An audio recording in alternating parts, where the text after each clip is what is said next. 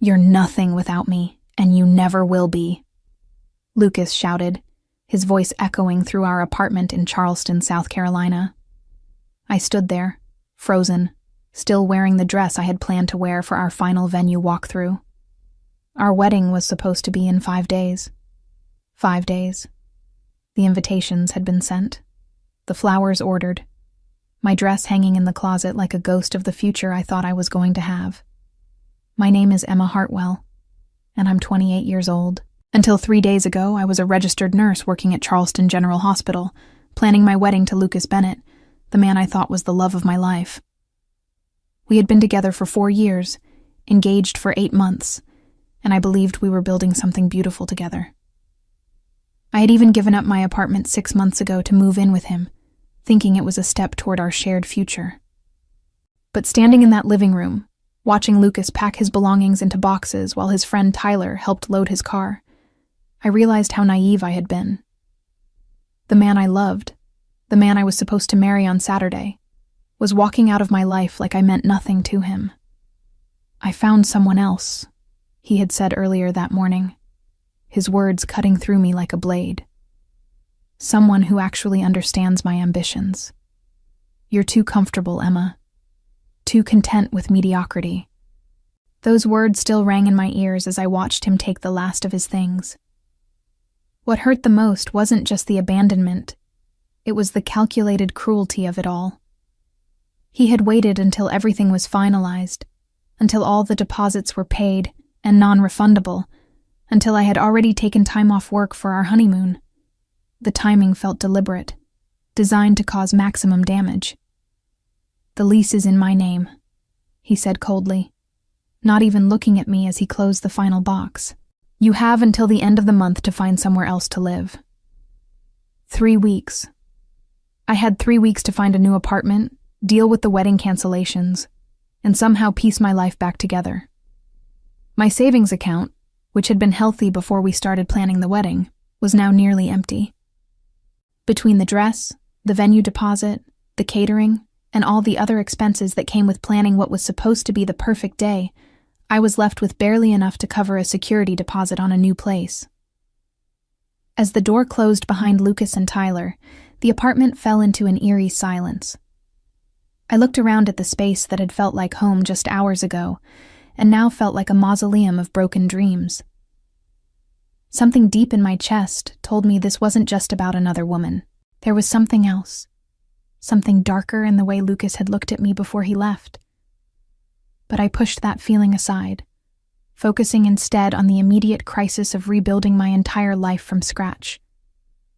The next morning, I sat at my kitchen table with my laptop open, frantically searching for job opportunities and apartments.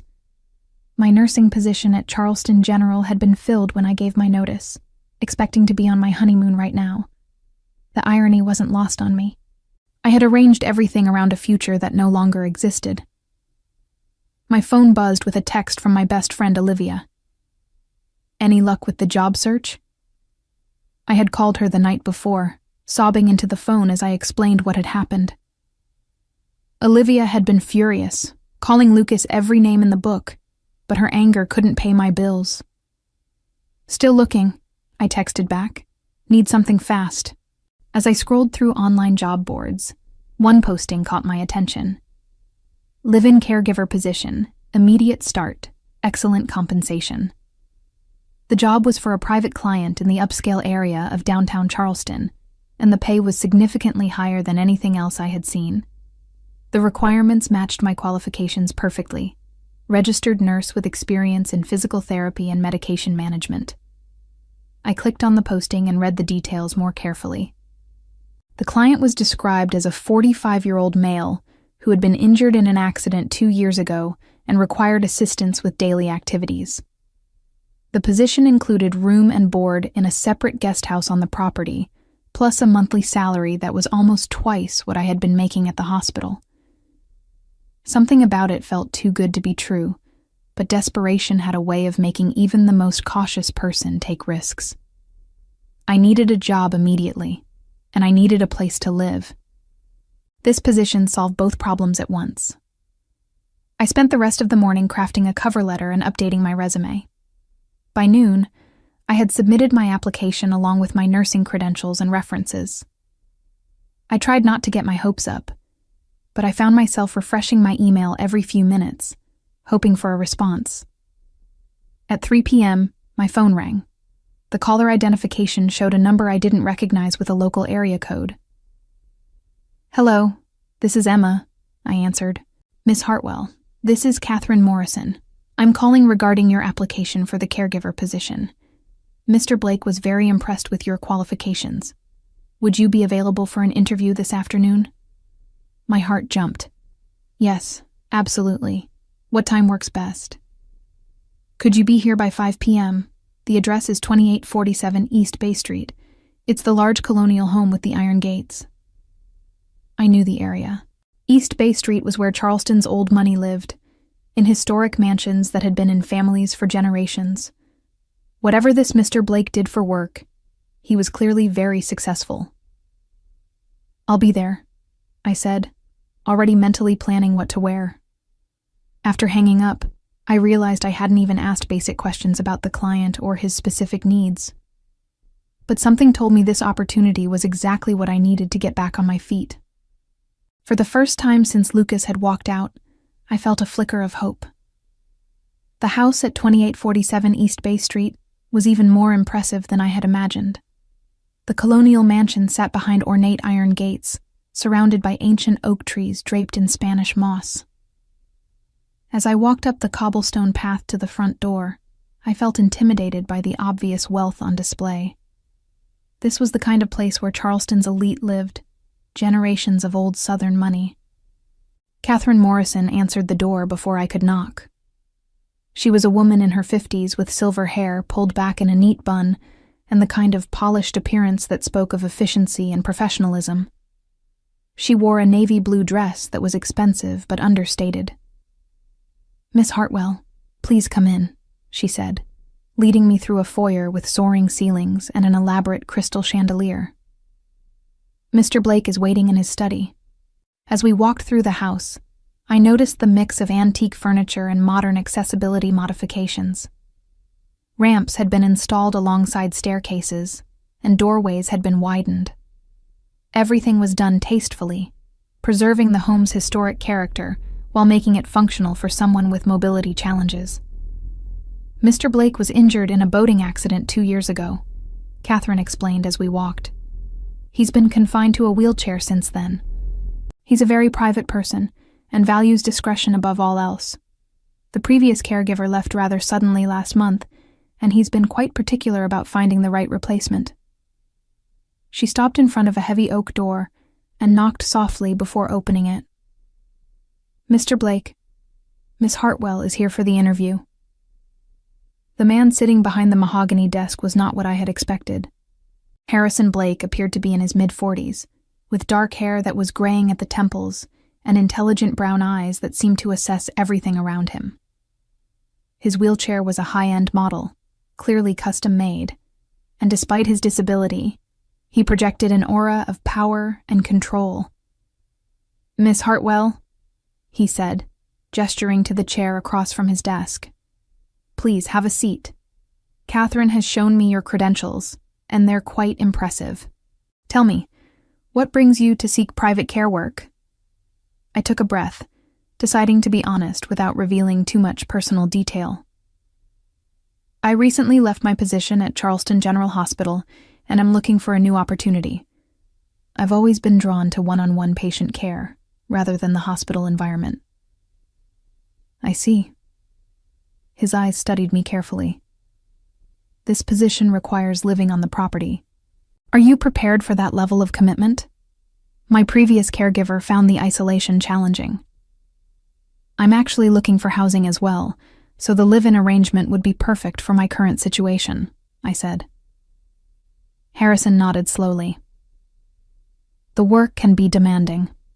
I require assistance with transfers, medication management, and physical therapy exercises. I also travel frequently for business and would need you to accompany me. The compensation reflects these requirements." He named a figure that made my eyes widen. It was more than I had made at the hospital, even with overtime. "When would you be able to start?" he asked. Immediately, I replied, perhaps too quickly. A small smile crossed his face. Excellent. Catherine will show you to the guest house and explain your duties in detail. Welcome to the team, Miss Hartwell. My first day as Harrison Blake's caregiver started at 6 a.m. Catherine had given me a detailed schedule the night before, along with keys to both the main house and the guest house where I would be living. The guest house was small but elegant, with a bedroom, kitchenette, and sitting area. It was furnished better than any apartment I had ever lived in, and for the first time in days, I felt like maybe things were looking up. I entered the main house through the side door that connected to a mudroom adjacent to Harrison's bedroom suite. The entire first floor had been converted into his living space, with the master bedroom, a private bathroom with accessibility features, a home office, and a small kitchen. Catherine had explained that Harrison preferred to maintain as much independence as possible and only needed assistance with specific tasks. Good morning, Mr. Blake, I said, knocking on his bedroom door at exactly 6 a.m. Come in, Emma, he called. I had asked him to use my first name, wanting to establish a more personal rapport with my patient. Harrison was already awake, sitting up in bed with his laptop open.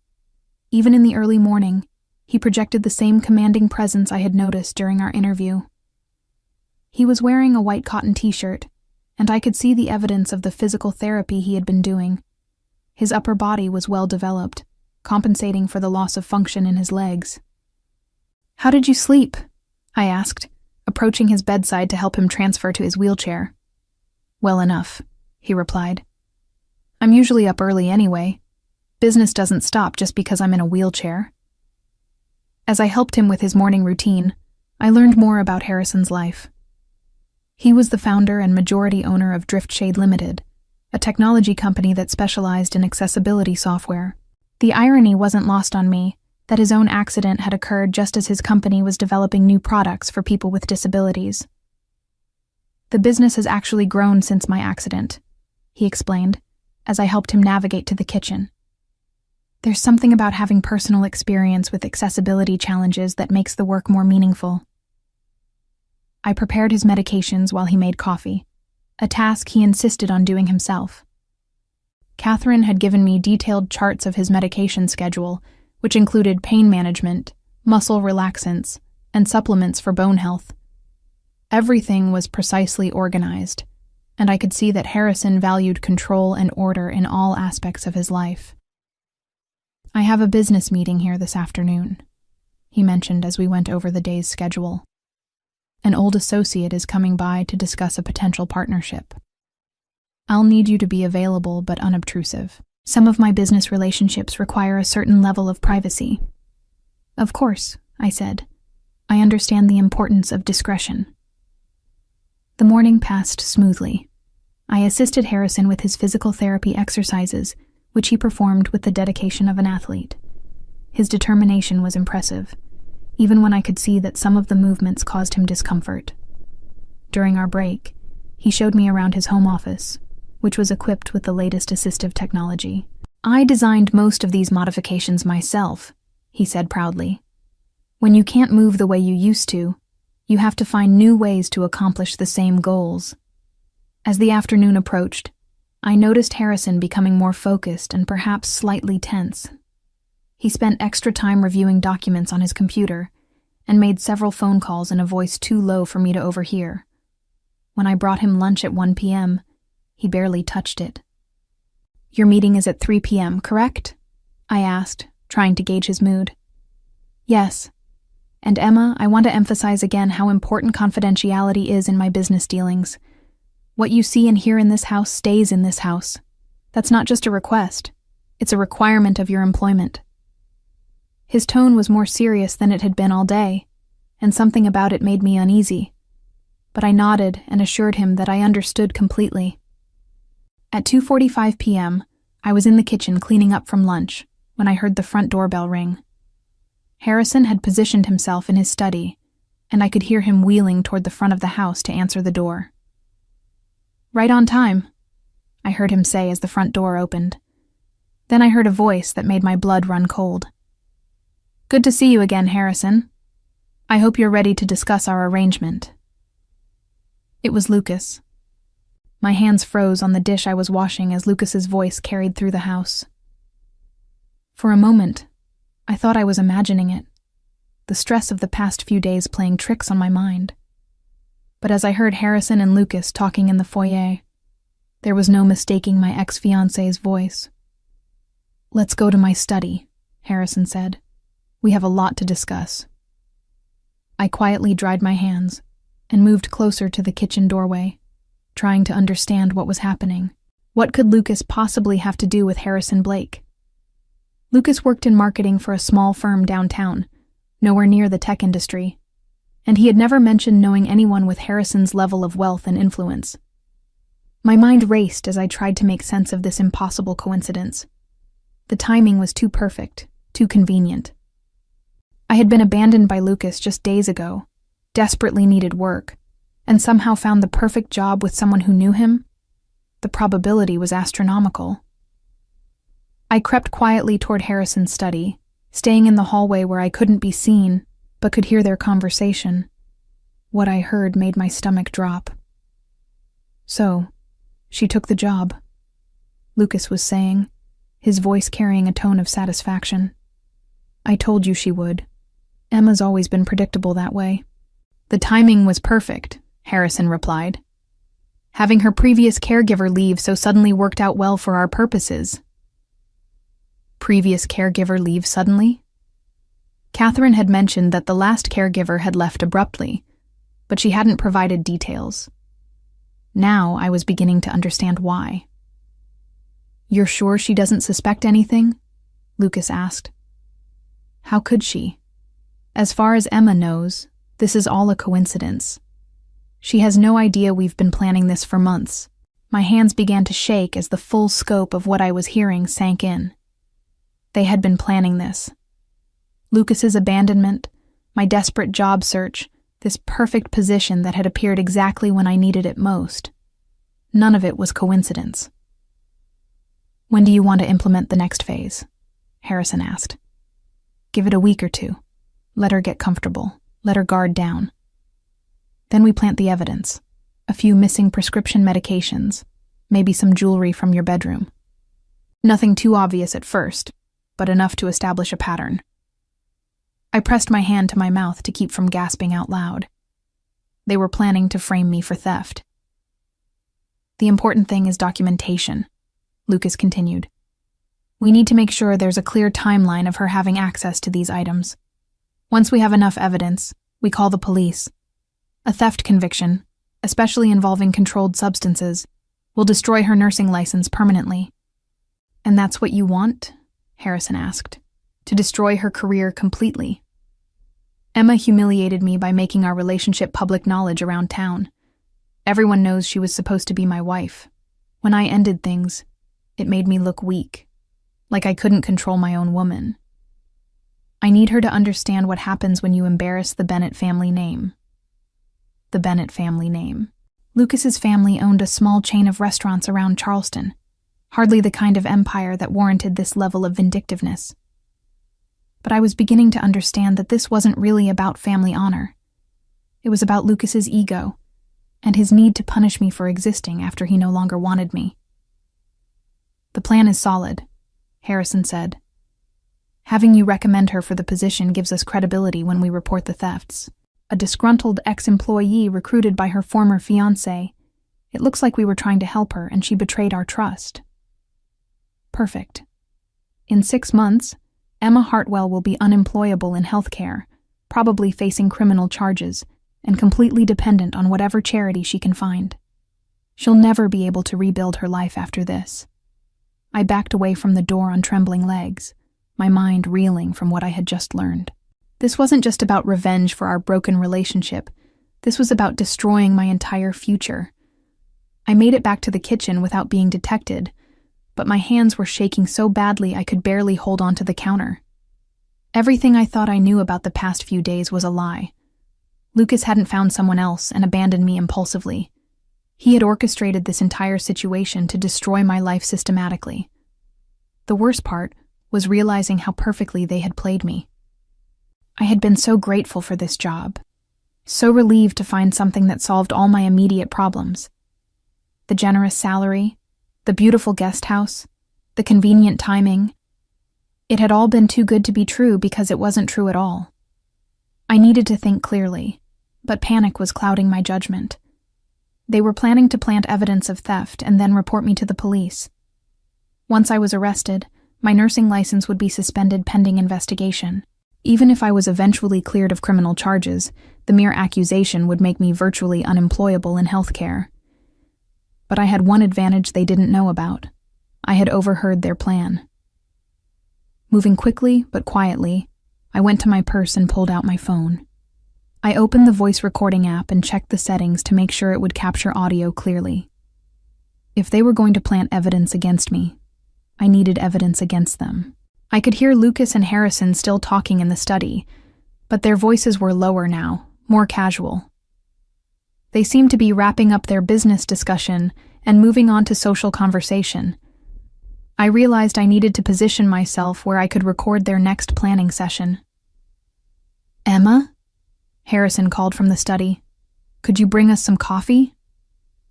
My heart jumped, but I forced my voice to remain steady. "Of course, Mr. Blake. I'll be right there." I prepared a coffee service with trembling hands, trying to appear normal while my mind raced with possibilities. I needed to act natural around both of them while secretly documenting their conspiracy.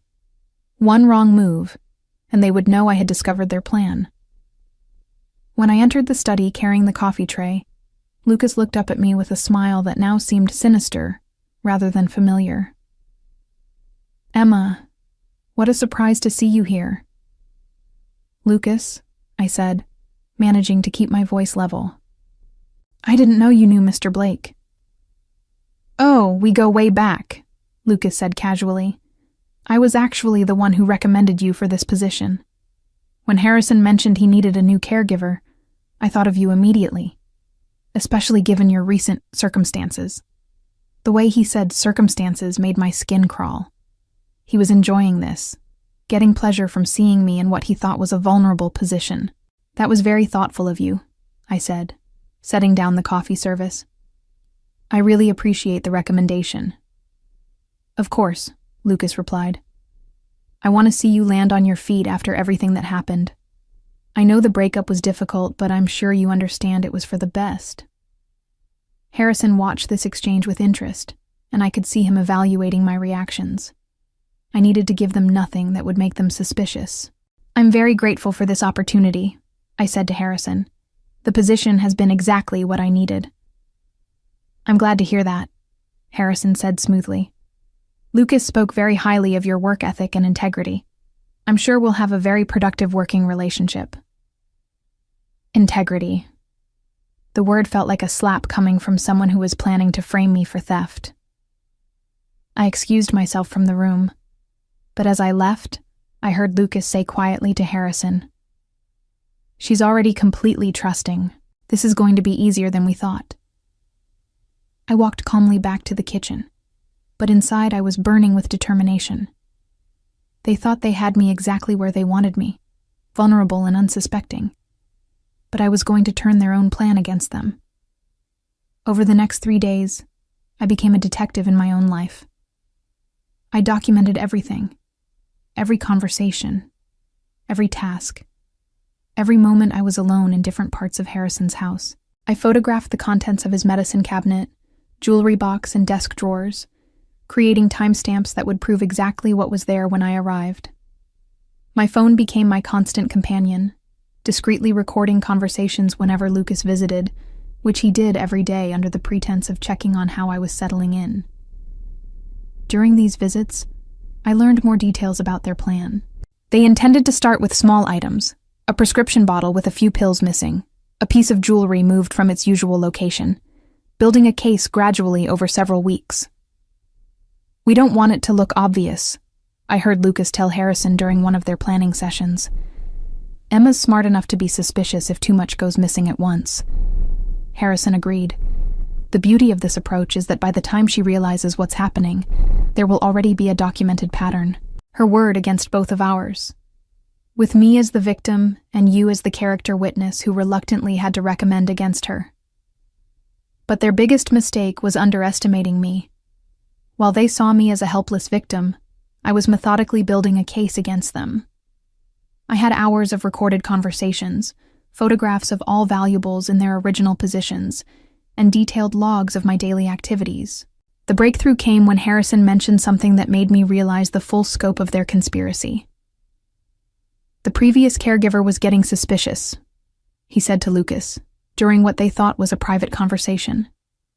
She started asking too many questions about why certain items kept going missing from other parts of the house. We had to get rid of her before she could cause problems. So I wasn't their first victim. They had done this before, perfecting their system of framing caregivers for theft.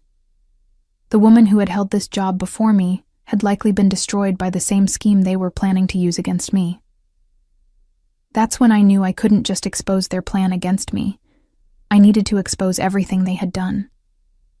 The key to unraveling their entire operation came from an unexpected source: Harrison's daughter. I discovered Gabriella Blake's existence while researching Harrison online, trying to understand more about my enemy. She was 26 years old, lived in Atlanta, and according to social media, had been estranged from her father for the past 3 years. Her last public post about him was bitter, mentioning how he had driven away another good person with his paranoid accusations. I realized she might be referring to a previous caregiver.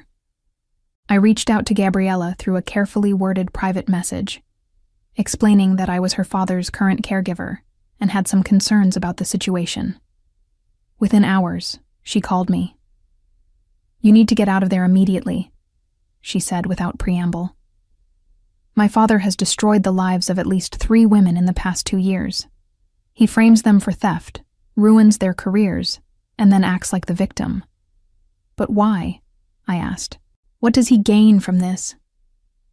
"Control," Gabriella said bitterly. "My father can't stand the idea that he needs help from anyone. So he hires caregivers, then systematically destroys them to prove that everyone who gets close to him will eventually betray him. It validates his worldview that he can't trust anyone." And she told me about Patricia, the caregiver before the one before me, who was now facing criminal charges in another state after Harrison had her arrested for stealing prescription medications. And about Jennifer, who had lost her nursing license after Harrison accused her of taking family jewelry. "The worst part is that he's gotten away with it because he's rich and respected, and these women are just healthcare workers without the resources to fight back properly," Gabriella continued. "But this time is different," I said. "This time I have evidence." When I explained what I had recorded and documented, Gabriella was quiet for a long moment. "I want to help you," she finally said. "I want to help you destroy him." 2 weeks later, I sat in a conference room at the Charleston Police Department with Detective Patricia Wells, my attorney James Morrison, and Gabriella Blake. Spread across the table were printed transcripts of the recorded conversations, photographs of Harrison's valuables in their original positions, and sworn statements from Patricia and Jennifer, the previous caregivers who had been framed. "This is one of the most elaborate fraud schemes I've seen," Detective Wells said, reviewing the evidence. "The systematic nature of it, the way they targeted vulnerable women who needed work, it's particularly cruel."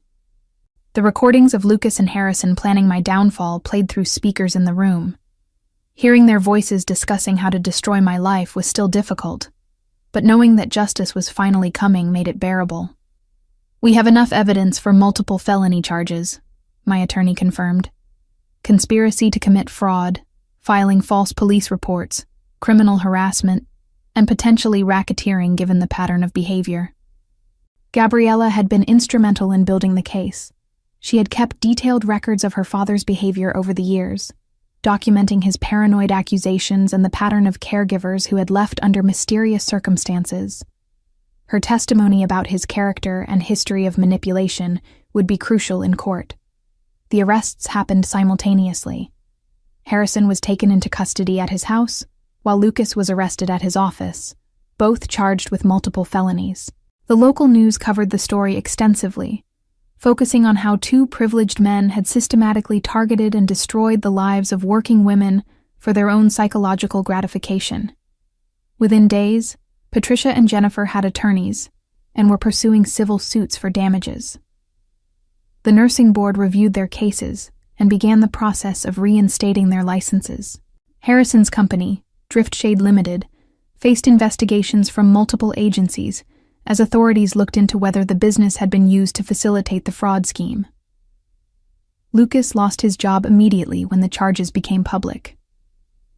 His family's restaurant business faced boycotts from customers who were disgusted by his treatment of women. The Bennett family name, which he had been so concerned about protecting, became synonymous with cruelty and manipulation throughout Charleston. Harrison's conviction led to a 5-year prison sentence and the forfeiture of significant assets to pay restitution to his victims. His house on East Bay Street was sold to cover legal fees and damages. Gabriella used her portion of the settlement to start a foundation, providing legal assistance to healthcare workers who had been wrongfully accused of crimes by their employers. As for me, I returned to nursing with a renewed sense of purpose and a deeper understanding of how predatory people could exploit those in vulnerable positions. The experience had been traumatic, but it had also shown me a strength I didn't know I possessed. I had faced down 2 men who thought they could destroy me simply because they had more power and resources. And I had won. Standing outside the courthouse after Harrison and Lucas were sentenced, I reflected on the journey that had brought me to this moment. What had started as the worst betrayal of my life had ultimately led to justice not just for me, but for all the women who had been victimized by their scheme. Sometimes the best revenge is simply ensuring that the truth comes to light, and that those who abuse their power face the consequences of their actions.